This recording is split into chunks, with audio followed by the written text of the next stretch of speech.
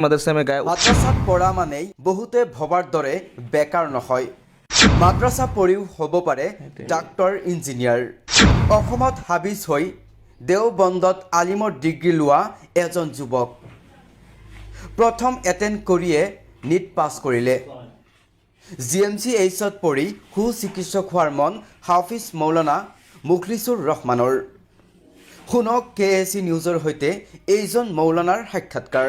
KAC की इस खास प्रोग्राम मुलाकात में और एक बार आप सबका स्वागत है। आज मेरे साथ एक बहुत ही ख़ास मेहमान है। ये मेहमान है असम की मरीगांव डिस्ट्रिक्ट के मुखलिसुर रहमान। इनकी खासियत ये है कि ये मौलाना है। जो इस्लामिक स्टडीज़ की जो ग्रेजुएशन होता है, ग्रेजुएट लेवल का जो पढ़ाई होता है वो होता है मौलाना। और ये दारुल उलूम देवबंद जो इंडिया की एक प्रीमियर इंस्टीट्यूशन है इस्लामिक स्टडीज़ की, वहाँ से मौलाना है। इससे भी बड़ी बात यह है कि मतलब मौलाना होने की बाद जब इनका कंप्लीट हो गया, और ये हाफिज़ भी है, जो पूरा कुरान इन्होंने पूरा मेमोराइज़ किया, तो ये हाफिज़ भी है, मौलाना भी है। दारुल उलूम देवबंद से मौलाना है। और इसके बाद इन्होंने फिर स्कूल की पढ़ाई शुरू की, और शुरू किया क्लास 10 से। क्लास 10 पास हुआ, क्लास 11 12 पास हो गए, और पहले अटेम्प्ट में जो ऑल इंडिया एंट्रेंस होता है मेडिकल का, नीट का, इन्होंने क्रैक कर दिया। ऑल असम रैंक इनका 122 है, बहुत 127 बहुत ही अच्छा रैंक है।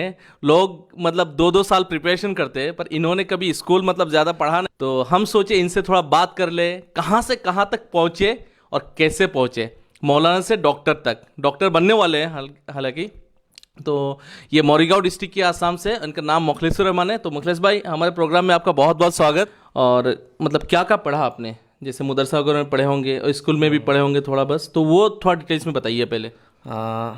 मैं रहने वाला हूँ मरीगांव डिस्ट्रिक्ट के जी। मेरा गांव का नाम है हैबर गांव, जो कि लोकेशन बराली मारी जी। और ये भुरागांव थाना के अंतर्गत है। जी जी जी। और ब्रह्मपुत्र के बिल्कुल पार में ही कह सकते हैं। अच्छा अच्छा अच्छा। तो मैंने वहीं से प्राइमरी एजुकेशन लिया। और उसके बाद मैंने हिफ्स किया। प्राइमरी मतलब आपने स्कूल क्लास 4 तक पढ़ा? 5 तक। 5 तक, उसके बाद नहीं पढ़ा आपने? नहीं। तो मैंने इसके बाद हिफ्स किया, जो कि कुरान मेमोराइज किया, वो मैं ढंग से किया हाफिज़ अताउर रहमान साहब से। जी। उसके बाद मैं प्राइमरी में भी कुछ दिन पढ़ा हिफ्स मुकम्मल करने के बाद। उसके बाद मैं दारुल उलूम का सफ़र किया। अच्छा। दारुल उलूम देवबंद। जी। तो वहाँ मैंने ग्रेजुएशन कंप्लीट किया। जी। उसके बाद मैं यहाँ आया। देवबंद कितने साल थे? वहाँ मैं 5 साल था। अच्छा, तो वहाँ से आपने मौलाना का जो डिग्री है ग्रेजुएशन वो लिया? हाँ। अच्छा अच्छा। फिर अब वापस आ गए? फिर वापस आया। अच्छा। इसके बाद मैं फिर पढ़ाई शुरू की। अच्छा। 10th का एग्ज़ाम दिया। अच्छा, में कितना मिला, मार्क्स कितना मिला आपको?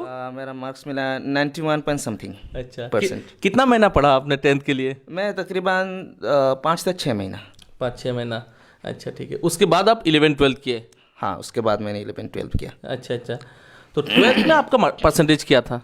12th में वो तो हमारा ऑफलाइन एग्ज़ाम हुआ नहीं जी। और बोर्ड ने इंटरनल मार्क्स के बेसिस उन लोगों ने मार्क दे दिया। इस हिसाब से 93% दिया उन लोगों ने। अच्छा। परफॉर्मेंस के बेसिस। अच्छा अच्छा। तो आपने 12th की बाद कोई गैप नहीं लिया जो प्रिपरेशन का होता है मेडिकल का? कुछ नहीं, पहला अटेम्प्ट था आपका? नहीं, अटेम्प्ट था। पहले अटेम्प्ट में कितना मार्क्स मिला और क्या मतलब रैंक वगैरह क्या है, और अभी कहाँ मिलेगा, मतलब होप क्या है? GMC AMC जो भी है, कहाँ पे मिलने की मतलब ख्वाहिश ये है? मेरा स्कोर है आउट ऑफ 720 588। अच्छा। और स्टेट रैंक है 127। जी। इस एनालिसिस के बेसिस मुझे GMCH मिलना चाहिए। जी जी। तो फर्स्ट चॉइस मेरा यही होगा। काउंसलिंग अब हो रहा है और चॉइस फिलिंग अभी तक हुआ नहीं। जी। तो जब चॉइस फिलिंग होगा तो मैं GMCH प्रेफरेंस करूँगा। तो प्रीफर करूँगा। उसके बाद AMC। तो इस तरह के जो भी मैं डिज़र्व करता हूँ, तो DME की तरफ से मुझे वो सीट अलॉटमेंट होगा। अच्छा। आपका मीडियम इंग्लिश था 11-12?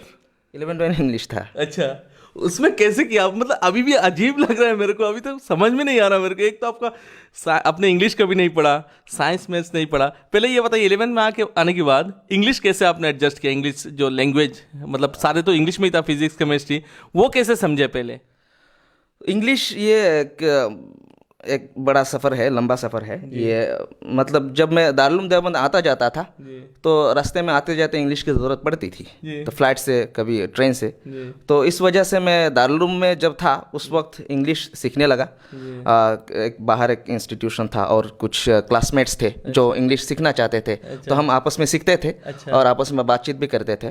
तो एक अमेरिकन फ्रेंड है, अमेरिकन जो अमेरिकन सिटीजन के, तो सफदर मकबूल, तो उससे मुझे हेल्प मिल जाता था। वो मेरा फ्रेंड था, उससे मैं अमेरिकन जो आपके एक्सेंट है वगैरह है और वो कैसे किस ढंग से बोलते हैं वो मैं सीखता था और उससे हेल्प हो जाता था। तो इंग्लिश में मेरा कॉन्फिडेंस था।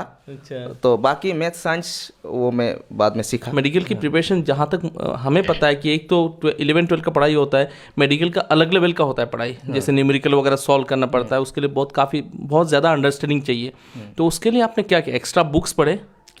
तो देखिए मैं जो पढ़ा तो वो इंटीग्रेटेड स्कूल जो कि अजमल सुपर 40 है, तो उसमें जो है 11-12 की पढ़ाई ही इसी तरह कराते हैं इनिशियल से, ताकि वो नीट क्लियर हो सके। अच्छा, तो पहले से ही हाई लेवल के पढ़ाते हैं। अच्छा, तो आपने कितना घंटा पढ़े थे 11-12 में? जितना कॉलेज का शेड्यूल था उतना ही पढ़ा। नहीं, सेल्फ स्टडी ऐसे मगरिब के बाद से लेकर रात के 11 बजे तक, बीच में खाना वाना नमाज वगैरह। अच्छा, इतना। और सुबह जो है 9 बजे से क्लास शुरू होता है। आजकल कुछ अलग है शेड्यूल, तो सुबह का कुछ वक्त होता था 2 to 2.5 आवर। अच्छा, तो मतलब 4-5 घंटा डेली का पढ़ते थे आप? हाँ, इतना है। ठीक है, तो नीट तो आपने पहली बार क्रैक कर लिया। आप ये बताइए मुझे, मतलब आपको कहीं लगता है क्या कि आपने जो हिफ्स किया, आपने मौलाना की पढ़ाई किया, इससे आपका कुछ यहाँ पे हेल्प हुआ? इसकी वजह से आपको बहुत जल्दी चीज़ें मतलब समझ में आ गया, बहुत जल्दी आपने सॉल्व कर लिया, कुछ हेल्प हुआ क्या उसकी? हाँ, डेफिनेटली इससे हेल्प मिला, अल्लाह का रहम है। क्योंकि जब मेमोराइजिंग आप देख लीजिए कि जब मैं कुरान मेमोराइज कर रहा था, उससे जो भी चीज़ आप मेमोराइज की प्रैक्टिस करें उससे जहन शार्प होता है। अच्छा, उसके उसके बाद जब मदरसे में हदीस और फ़िक़ा तफसीर वगैरह के जो भी टफ मसाइल है उसमें दिमाग लगाने से दिमाग खुलता है। अच्छा, तो वो भी बहुत टफ है। तो जब हम उसमें दिमाग लगा चुके हैं, अच्छा, तो मैं ऐसे समझता था उस वक्त कि जब ये पढ़ लिया तो वो अच्छा, क्या चीज़ है। तो ठीक है, मैं मतलब एज ए स्टूडेंट, मैं भी फिजिक्स पढ़ाऊँ, केमिस्ट्री पढ़ाऊँ, मैं ये आपको पूछूंगा कि आपने रट्टा मारने की बात की, फिजिक्स आप मेमोराइज करते थे या समझते थे? नहीं, फिजिक्स रट्टा मारने की कोई चीज़ नहीं है। फिजिक्स रट्टा मार के कोई एग्ज़ाम पास नहीं कर सकता। हाँ, बिल्कुल। तो वो समझना पड़ेगा, मैं समझता था। समझ। केमिस्ट्री मतलब रट्टा कितना मारते थे, कौन सा चीज़ मारते मतलब मेमोराइज करते थे, और मतलब कितना मेमोराइज किए?